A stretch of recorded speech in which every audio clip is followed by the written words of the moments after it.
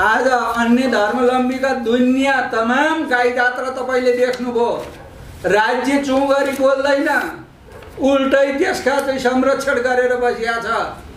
अहिले चर्चमा प्रार्थना गर्दा प्रचार गर्दा हामीले डराउनु पर्ने, जेलमा जानुपर्ने। खबरदार।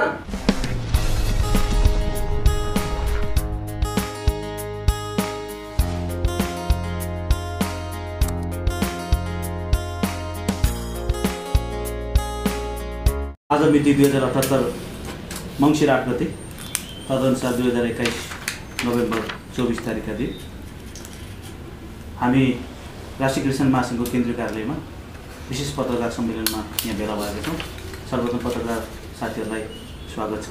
म सञ्चालक केन्द्रीय सहसचिव ज्ञानेन्द्र शाह सापकोटको तर्फबाट आज विशेष गरेर 2078 मङ्सिर 6 गतेका दिन सम्बन्धित जिल्ला अदालत डोल्पाले धर्मप्रचार सम्बन्धी झुटो अभियोग लगाएर हाम्रा प्रशस्त कटेरी मण्डलीका पास्टर केशव आचार्यलाई दोषी ठहर गरे तापनि सजायको निर्धारण नभइकन उहाँलाई जेल चलन गरेको कारणले आज हामीले यहाँ पत्रकार सम्मेलन गरेका छौँ। म सर्वप्रथम यस सम्मेलनमा आज पत्रकार सम्मेलनमा म परिचय गराउन चाहन्छु। हाम्रो आजको यस पत्रकार सम्मेलनमा राष्ट्रिय क्रिस्चियन महासङ्घका केन्द्रीय अध्यक्ष आदरणीय सिबी गत्रज्यू, अनि यसै गरी उपाध्यक्ष तथा बागमती प्रदेश प्रमुख चित्ररेखा ओझाज्यू, अनि यसै गरेर उपमहासचिव तथा प्रवक्ता उद्धव चौमरेज्यू, उपाध्यक्ष तथा मानव अधिकार प्रमुख भविन्द्र राईज्यू, यसै गरेर हामी जति उपस्थित छौँ पत्रकार साथीहरू, हाम्रो राष्ट्रिय क्रिस्चियन महासङ्घका पदाधिकारीहरू हामी उपस्थित छौँ। आजको यो विशेष प्रेस सम्मेलन, यो पत्रकार भेटघाटमा आजको प्रेस विज्ञप्ति वाचन गरिदिनु निम्ति म आदरणीय उपमहासचिव तथा राष्ट्रिय क्रिस्चियन महासङ्घका प्रवक्ता उद्धव चिमरेज्यूलाई म अनुरोध गर्दछु। धेरै धन्यवाद। मिति 8 मङ्सिर 2078 विषय पास्टर केशव आचार्यको फैसलाप्रति ध्यानाकर्षण। प्रेस विज्ञप्ति। मिति 2078 मङ्सिर 6 गतेका दिन सम्मानित जिल्ला डोल्पा अदालतले धर्म प्रचार गरेको झुठो अभियोगमा जुम्ला स्थायी घर भई हाल कास्की पोखरा महानगरपालिका 32 खुदी सुकुम्बासी टोल बस्ने पोखरा महानगरपालिका 29 पावर हाउस स्थित प्रशस्त कटनी मण्डलीका पास्टर केशव आचार्यलाई धर्म परिवर्तनको मुद्दामा दोषी ठहर गरी सम्मानित अदालतले सजायको निर्धारण नगर्दै कारागार चलान गरिएको प्रति राष्ट्रिय क्रिस्चियन महासङ्घ नेपालको गम्भीर ध्यानाकर्षण भएको र सो फैसलाप्रति दुःख व्यक्त गर्दै प्रशासनको उक्त रवैयाप्रति खेद प्रकट गर्दछ। स्मरण रहोस् कि मिति 2076 साल चैत्र 10 गते सोमबार जिल्ला प्रहरी कार्यालय कास्कीले पास्टर आचार्यलाई धर्म प्रचार र अफवाह फैलाएको भनी झुठो आरोपमा पक्राउ गरी मिति 2070 वैशाख 7 गतेका दिन सम्मानित कास्की जिल्ला अदालतले रु 5 लाख धरौटीमा रिहा गर्ने आदेश गरेकोमा डोल्पा जिल्ला प्रहरी कार्यालयमा छुट्टै उजुर परेको कारण देखाई उहाँलाई अदालत परिसरबाटै पुनः गिरफ्तार गरी डोल्पा जिल्लामा पठाएको थियो। त्यसपश्चात सम्मानित डोल्पा जिल्ला अदालतले उहाँलाई पूर्वपक्षका लागि कारागार चलान गरिएकोमा मिति 2077 असार 14 गते सोही अदालतले 3 लाख धरौटीमा ससम्मान रिहा गर्ने आदेश गरिएकोमा मिति 2078 साल मङ्सिर 6 गतेका दिन उहाँको मुद्दामा सम्मानित डोल्पा जिल्ला अदालतले अन्तिम फैसला गरेको छ। मिति 2078 साल मङ्सिर 14 गतेका दिन पास्टर आचार्यको मुद्दाको पेशी रहेकोमा प्रशासनले संविधान र तथा अन्तर्राष्ट्रिय कानुनद्वारा प्रदत्त धार्मिक स्वतन्त्रताको मौलिक अधिकारको ठाडो उल्लङ्घन गरी सिङ्गो क्रिस्चियन समुदायप्रति राज्यले अन्याय गरेकोमा राष्ट्रिय क्रिस्चियन महासङ्घ नेपाल घोर आपत्तिका साथै कडा शब्दमा निन्दा गर्दछ। यस प्रकारको रवैया मौलिक तथा नागरिकको हकलाई कसैबाट कुण्ठित पार्ने काम नहोस् भनी महासङ्घ पुनः ध्यानाकर्षण गराउँदछौँ। 76 सालमा पास्टर आचार्यलाई पक्राउ गरे पश्चात नै उहाँको रिहाइका लागि महासङ्घ लगायत अन्य सङ्घ संस्था तथा मण्डलीका पास्टर र अगुवाजीहरू लागि परेको भए तापनि सिङ्गो नेपाली क्रिस्चियन समुदायलाई नै प्रहार हुने गरी फैसला गरेकोमा विश्वभरि रहेका सम्पूर्ण मण्डली सङ्घ संस्थाहरू पत्रकारहरू पास्टर आचार्यको रिहाइको लागि एकजुट भई राष्ट्रिय क्रिस्चियन महासङ्घ नेपाल एकजुट हुनको लागि राष्ट्रिय क्रिस्चियन महासङ्घ नेपाल आह्वान र अपिल पनि गर्दछ। पास्टर आचार्यका साथै उहाँको परिवारका लागि विश्वभरि रहेका मण्डली, पास्टर अग्रजज्यूका साथै सम्पूर्ण ख्रिस्ट विश्वासी दाजुभाइ तथा दिदीबहिनीहरू उपवाससहित प्रार्थनामा लागि पर्न महासङ्घ हार्दिक आह्वान गर्दछ। अध्यक्ष सिबी गहतराज, राष्ट्रिय क्रिस्चियन महासङ्घ नेपाल। धन्यवाद। धन्यवाद हाम्रो आदरणीय प्रवक्ता र उपमहासचिवलाई। विशेष गरेर अब यस प्रेस विज्ञप्तिको बारेमा प्रकाश पारिदिनु हुन र मानव अधिकारको बारेमा आफ्नो कुरा राखिदिनको निम्ति राष्ट्रिय क्रिस्चियन महासङ्घका मानव अधिकार विभाग प्रमुख तथा उपाध्यक्ष भवेन्द्र राईज्यूलाई म अनुरोध गर्दछु। धन्यवाद। अहिले विशेष गरिकन पास्टर केशव आचार्यज्यू जो पुनः फेरि पनि कारागार चलान हुनुभएको अवस्थामा उहाँको परिवार, उहाँको चर्च र सम्पूर्ण हामी महासङ्घ लगायत सम्पूर्ण क्रिस्चियन समुदाय, विशेष गरिकन अल्पसङ्ख्यक धार्मिक समुदाय, हामी त्यसप्रति दुःख प्रकट गर्न चाहन्छौँ र खेद पनि हामी प्रकट गर्न चाहन्छौँ।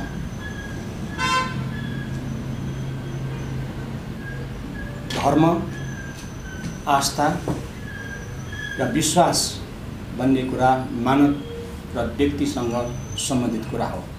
यो मानव अधिकारको कुरा हो। त्यसमा पनि विशेष गरिकन आस्था वा धर्मको स्वतन्त्रताको कुरा अभिव्यक्ति र विचार र अभिव्यक्तिको स्वतन्त्रता कुराको सँग सम्बन्धित कुरा हो र यो संविधानले दिएको अधिकारको कुरा हो, अन्तर्राष्ट्रिय कानुनहरूले दिएको अधिकारको कुरा हो। यो व्यक्तिगत निजी कुरा हो।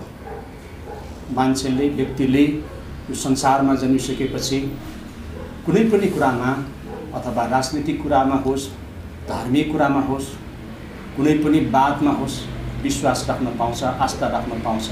उसको स्वतन्त्रताको कुरा हो, नैसर्गिक कुरा हो। यो कुराको प्रतिभूति विश्वव्यापी घोषणापत्र, विश्वव्यापी मानव अधिकारको घोषणापत्र 1948, त्यसमा पनि आजै तपाईको अन्तर्राष्ट्रिय अभिसन्धि, राजनीतिक नागरिक तथा राजनीतिक अभिसन्धि अथवा प्रतिज्ञापत्र 1966 ले दिएको अधिकार र जुन अधिकारको पक्ष राष्ट्र हो नेपाल, त्यहाँ भएका कुराहरू म पालन गर्छु, त्यहाँ भएका कुराहरू म मान्छु भनेर सिग्नेचर गरेको राष्ट्र नेपाल हो र त्यसमा पनि त्यहाँनिर विचार अभिव्यक्तिको, आस्थाको स्वतन्त्रताको कुराको ग्यारेन्टी गरिएको छ, सुनिश्चित गरिएको छ। जुन कुरा मेरो आफ्नो संविधानमा म लेख्छु, जुन कुरा म कानुन बनाउँदाखेरि त्यो कुराहरू बनाउँछु भनेर पक्ष राष्ट्र भएर हस्ताक्षर भएको नेपाल हो। आज यो मुलुक लोकतान्त्रिक मुलुक हो।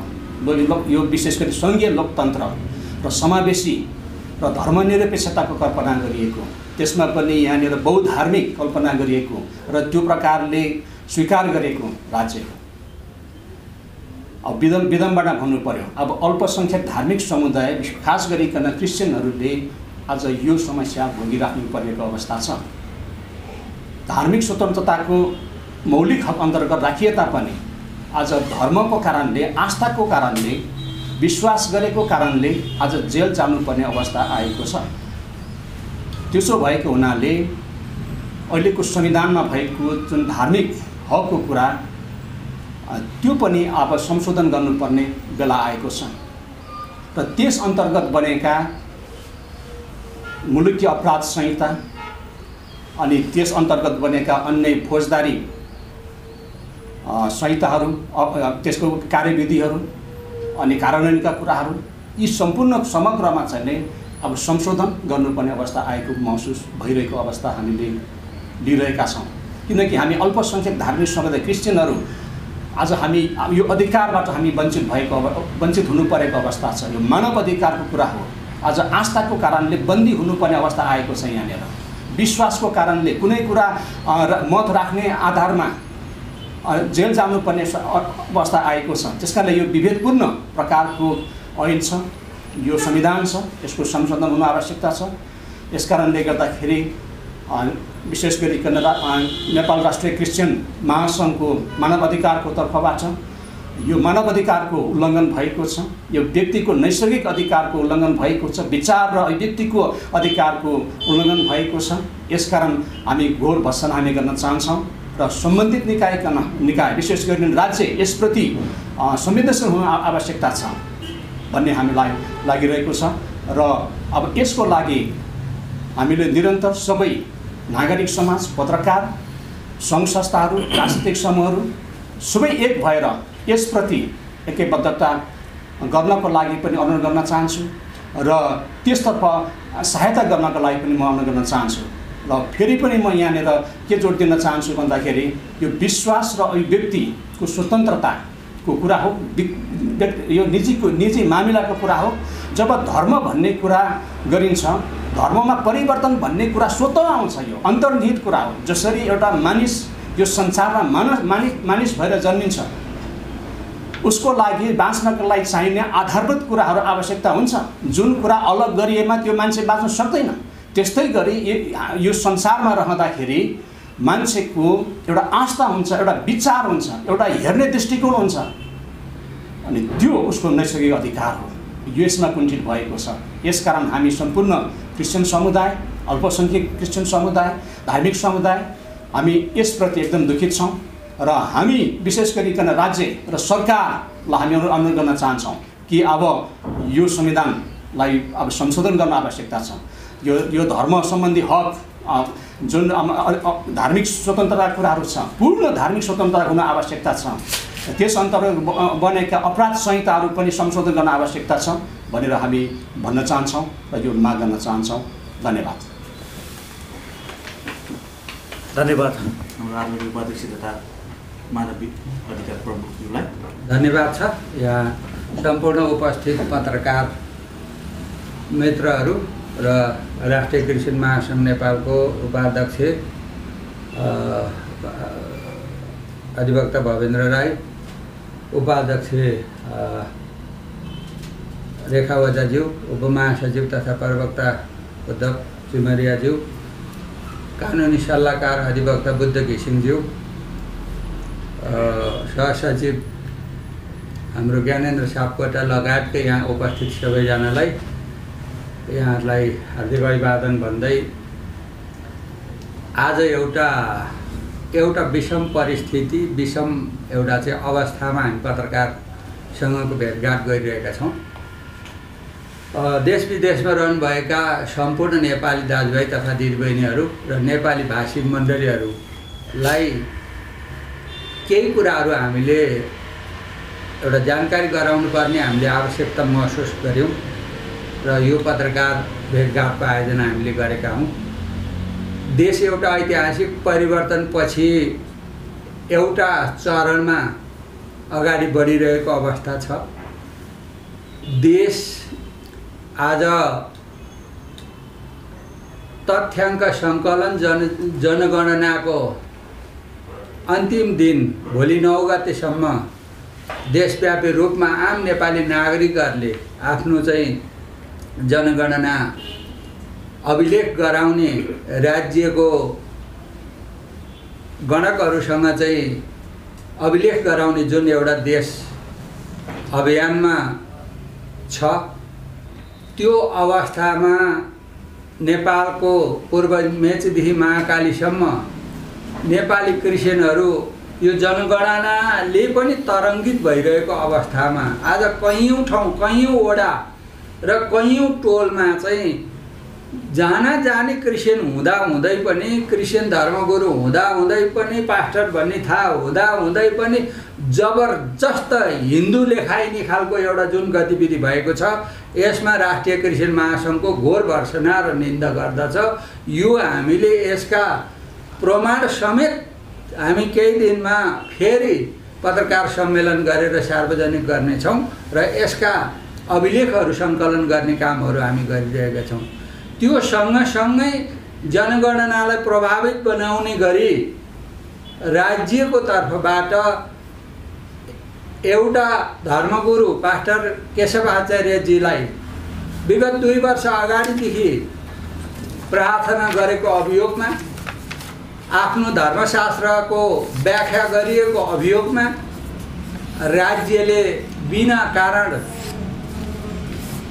उहाँलाई गिरफ्तार गर्ने, धर्म परिवर्तनका झुटा मुद्दा लगाउने कामहरू भयो। त्यसमा देश विदेश नेपाल लगायतका चाहिँ संसारभरिका नेपाली भाषीहरूले प्रार्थना गर्नुभयो र धेरै सदा सहायता, मानवाधिकारका पक्षधर, कूटनीतिक नियोगको सहयोग रह्यो र त्यसका चाहिँ तपाईँको कानुनी उपचारहरू खोजिने काम भयो। त्यो कानुनी उपचारहरू खोजिने क्रममा अघि नै विज्ञप्ति वाचन गर्दा यहाँहरूले थाहा पाइसक्नुभयो, एउटा अदालतले सजाय तोकिकन फेरि अर्को जिल्लामा उजुरी परेको भन्ने एउटा चाहिँ अभियोगमा डोल्पा जिल्ला प्रहरी कार्यालयमा गिरफ्तार गरेर बुझाइने काम भयो। यसको विषयमा राष्ट्रिय क्रिस्चियन महासङ्घले धेरै ठुलो भूमिका निर्वाह गर्ने काम गर्यो। यो यहाँहरूलाई सर्वविदितै छ। अहिले अस्तिको दिन मात्रै 6 गतेको दिन डोल्पा जिल्ला अदालतले तारिख लिन भनेर पुग्नुभएका पास्टर केशव आचार्यलाई सजाय तोक्न बाँकी नै रहँदै पनि फेरि उहाँलाई पक्राउ गर्ने काम गरेको छ। यो सिङ्गो धर्मनिरपेक्षताको भावना विपरीत छ, मानवाधिकारको भावना विपरीत छ, धार्मिक स्वतन्त्रताको भावनाको विपरीत छ, धार्मिक सद्भावको चाहिँ भावनाको विपरीत छ र यसलाई राष्ट्रिय क्रिस्चियन महासङ्घले घोर भर्त्सना र निन्दा गरेको छ।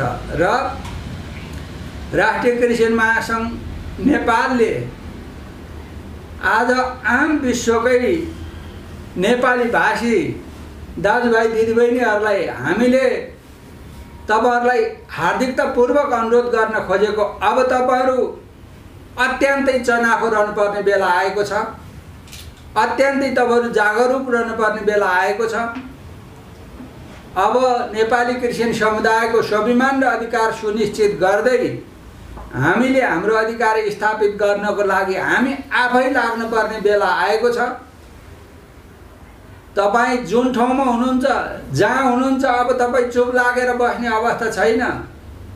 म अनुरोध गर्न चाहन्छु, विभिन्न पार्टीमा लाग्नुभएका मेरा विश्वासी दाजुभाइ पास्टर अगुवाहरू, तपाईहरु किन कानमा तेल हालेर बस्नु भएको छ? आज तपाईको पार्टी सरकारमा छ, किन तपाईहरु बोल्नुहुन्न? तपाईहरु पार्टीमा विद्रोह गर्नुहोस्।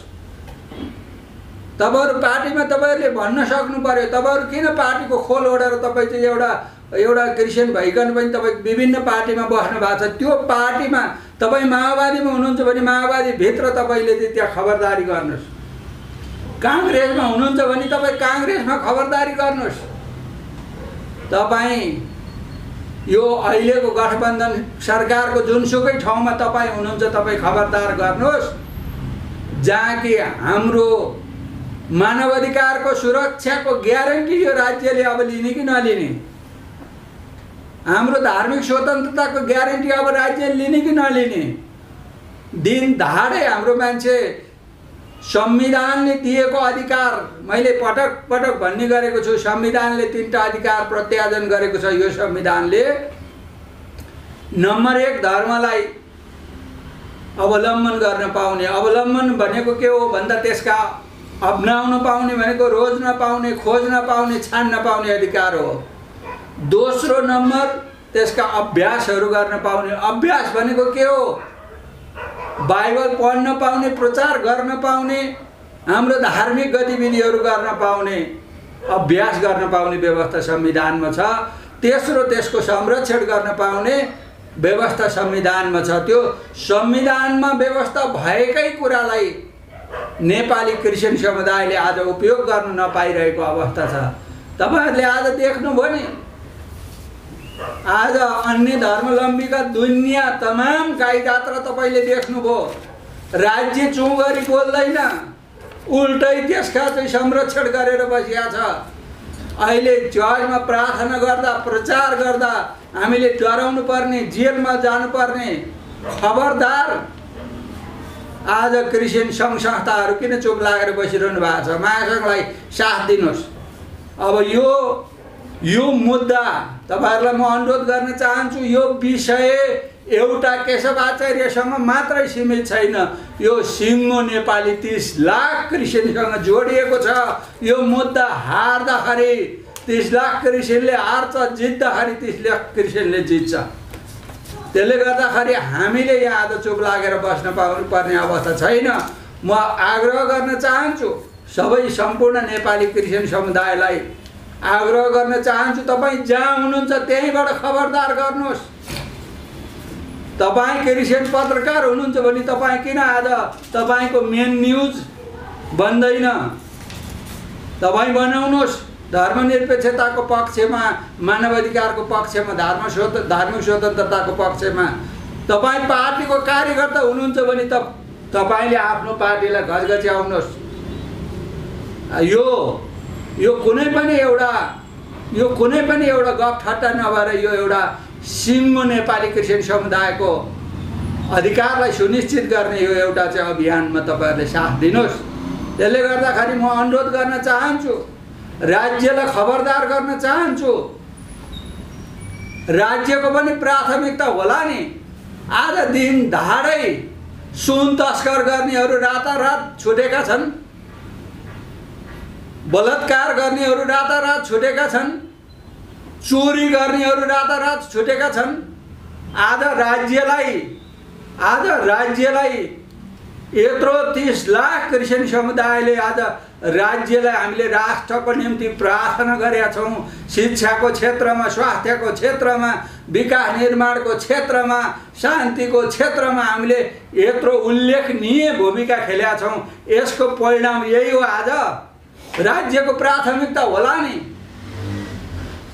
कैयौँ भ्रष्टाचारीहरू चाहिँ यहाँ आज छाती ठाडो गरेर हिँडेका छन्। अर्बौँ राज्यको ढुकुटीहरू चाहिँ रित्याउनेहरू चाहिँ यहाँ ठालु दलका नेता बनेर हिँडेका छन्। यहाँ हामी जो एउटा आफ्नो आस्थाप्रति एउटा आस्थाको अभ्यास गर्दाखेरि थुनिन पर्ने नेपाली क्रिस्चियन समुदायले अब फरक तरिकाले सोच्नु पर्ने बेला आएको छ। आज फरक तरिकाले अगाडि बढ्न पर्ने अवस्था आएको छ। तपाईँलाई थाहा छ, म सम्माननीय राष्ट्रपतिज्यूलाई पनि म अनुरोध गर्न चाहन्छु, तपाईँ एउटा धर्मको खोल ओढेर एउटा धर्मको मात्रै संरक्षक नबन्नुहोस्। सम्पूर्ण राज्यले स्वीकार गरेको 10 वटा धर्मावलम्बीको साझा अभिभावक बन्नुहोस्। यो गणतन्त्र सबै नेपाली जनताको त्याग र बलिदानले आएको हो। यो साझा उपलब्धि हो। प्रधानमन्त्रीलाई पनि म आग्रह गर्न चाहन्छु, तपाईँ सबैको साझा प्रधानमन्त्री बन्नुहोस्, साझा अभिभावक बन्नुहोस्, साझा सबैको चाहिँ एउटा अनुभूति तपाईँहरूले दिलाउनुहोस्। क्रिस्चियन समुदायलाई यसै गरी बायस गरियो, अपमान गरियो भनेदेखि यसको परिणाम, यसको मूल्य यो राज्यले धेरै ठुलो चुकाउनु पर्नेछ। अब नेपाली क्रिस्चियन समुदायहरूले फरक तरिकाले सोचिसकेका छन्, फरक तरिकाले बुझिसकेका छन्। त्यसले गर्दाखेरि म आग्रह गर्न चाहन्छु सबैलाई, हामी यो चाहँदैनौँ कि यो देशमा शान्ति स्थापना गर्न चाहन्छौँ। हामी यो संविधान अनुसारको चाहिँ हामी बाँच्न चाहन्छौँ। हाम्रो आस्थाको हामी चाहिँ सम्मान गरेको हामी चाहिँ हेर्न चाहन्छौँ। नेपाली क्रिस्चियन समुदायको अधिकार सुनिश्चित भएको चाहन्छौँ। हामीलाई बढ्ता केही पनि चाहिएको छैन। हामीले अरू सरकै अधिकार हामीले खोज्दा पनि हामीमाथि यो अपमान अन्याय गर्ने। अब नेपाली क्रिस्चियन समुदायले फरक तरिकाले सोच्नु पर्नेछ। देश विदेशमा रहनुभएका सम्पूर्ण नेपाली भाषी मण्डलीहरूलाई म आग्रह गर्न चाहन्छु, यहाँ केही व्यक्तिहरू संस्थाको नाम जोडेर मैले सुन्दैछु, पैसा उठाउँदै हिँडेको मैले सुन्दैछु। खबरदार, यसरी घटनालाई जोडेर क्रिस्चियन समुदायको भावनामा खेलबाड गरेर त्यसो नगर्नुहोस्। यो मुद्दा राष्ट्रिय क्रिस्चियन महासङ्घ नेपालले 6 नम्बर प्रदेश प्रमुखको नेतृत्वमा टोली खटाइसकेको छ। राष्ट्रिय क्रिस्चियन महासङ्घले यसका कानुनी उपचार पाउने सम्मको ठाउँमा महासङ्घ अब अगाडि बढिसकेको छ, लागिसकेको छ। राष्ट्रिय क्रिस्चियन महासङ्घले अब न्याय केशव आचार्यलाई दिलाएरै छोड्छ। यसका कुनै पनि कसरत बाँकी राख्दैन महासङ्घ। त्यसो भएको हुनाले सबैजना मिलेर अगाडि बढ्नुपर्ने हुँदा मैले केही संस्थाका साथीहरूलाई फोन गरेँ, आउनुहोस् तपाईँहरू चाहिँ मिलेर हामी चाहिँ अगाडि बढौँ। मलाई आजसम्म पनि जवाफ आएको छैन। मैले सुन्दैछु 1-2 ठाउँ हामी चाहिँ पैसा पठाइदिनुहोस् भनेर। खबरदार कसैलाई पैसा नदिनुहोस्। आज किन भन्दा पहिला पनि महासङ्घले मुद्दा लड्यो, महासङ्घले यसको केस हेऱ्यो, तर केही मान्छेहरूले यसका जस लिन खोज्ने र पैसा उठाएको कुरा हामीले थाहा पायौँ। पछि उल्टै हामीलाई यसका चाहिँ विभिन्न खालका चाहिँ तपाईँको चाहिँ गोलमाल ल्याउने प्रयास गरियो। यहाँ कुनै पनि विवाद छैन। यो मुद्दाको निम्ति सबै खालका प्रक्रिया अनुसन्धानहरू हामीले गरिसकेका छौँ। हामी यो बीचमा किन चुप लागेर बस्यौँ भन्दाखेरि केही मान्छेहरूले भ्रम सिर्जना गरे यो मुद्दा हामीले हेर्दैछौँ भनेर, तर गरी खाओ भनेर हामी चुप लाग्यौँ। तर मुद्दाको नाउँमा पैसा उठाउने काम भएको बुझियो, तर केही पनि गरेको हामीले पाएनौँ। अब खबरदार काहीँ कसैलाई 1 रुपियाँ नदिनुहोस्। अब यो मुद्दा महासङ्घले लड्छ, यो मुद्दा महासङ्घले हेरेको छ। यो मुद्दाको निम्ति तपाईँहरूले प्रार्थना गरिदिनुहोस्। हाम्रो मानवाधिकार विभाग सक्रिय छ। हामीले सबैसँग छलफल बहस गरेर हामीले टोली खटाइसकेका छौँ। अब यो मुद्दा कुनै व्यक्ति विशेष रहेन। यो मुद्दा सिङ्गो क्रिस्चियन समुदायको अस्तित्वसँग जोडिएको, स्वाभिमानसँग जोडिएको हुँदा यो महासङ्घको दायित्व हो र महासङ्घको कामै यसैको निम्ति चाहिँ महासङ्घ जन्मेको हो कि नेपाली क्रिस्चियन समुदायको अधिकारलाई सुनिश्चित गर्न महासङ्घ जन्मेको हो। यो काम महासङ्घको हो। त्यसले गर्दाखेरि अब यो मुद्दा केशव आचार्यको परिवारको पनि रहेन, यो सिङ्गो क्रिस्चियन समुदायको रह्यो। त्यसले गर्दाखेरि यो मुद्दामा हामी चुप लागेर बस्न सक्दैनौँ। यसका राष्ट्रिय अन्तर्राष्ट्रिय रूपमा अब यसलाई हामी अभियान बनाएर लैजान्छौँ। यसलाई साथ दिनको निम्ति, प्रार्थना गरिदिनको निम्ति विश्वमै रहेका नेपाली भाषी मण्डलीहरूलाई पनि म आग्रह गर्न चाहन्छु। र अन्तमा सबै मिलेर हामीले यो जित्नु छ। त्यसले गर्दाखेरि तपाईँहरू सबैलाई साथ सहयोग दिन म अनुरोध गर्दछु। र नेपाल सरकार, कूटनीति नियोग, मानवाधिकार कर्मी र धर्मनिरपेक्षताका पक्षधर सबैलाई म आह्वान गर्न चाहन्छु, अनुरोध गर्न चाहन्छु। तपाईँहरूको साथ सहयोग सहकार्यको राष्ट्रिय क्रिस्चियन महासङ्घ नेपालले अपेक्षा गरिएको छ। धन्यवाद।